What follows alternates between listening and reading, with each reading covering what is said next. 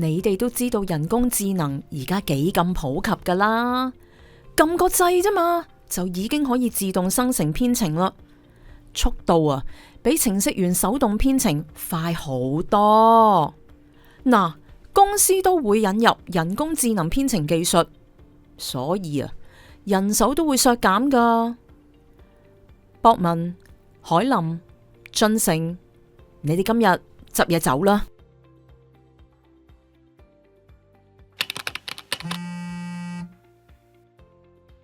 喂，博文，點啊？你搵工搵成點啊？唉，我申請咗好多份工，但一係冇咩回音，一係見完之後就話我嘅編程技術過時。我而家對自己都冇晒信心啦。你唔好咁灰先啦。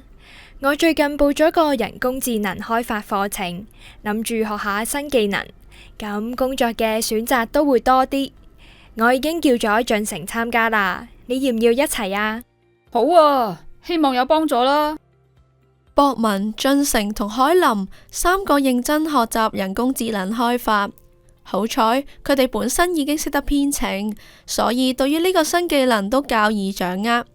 課程完結之後，佢哋參加咗導師推介嘅人工智能比賽，並且獲得獎項，更有公司好欣賞佢哋，招攬佢哋加入。博文深知社會不斷進步，科技日新月異，若果要不被淘汰，就要不斷增進自己技能同知識。因此，即使已經揾到工作，佢都自發去自學同進修，務求喺新興產業入面一步一步向上發展。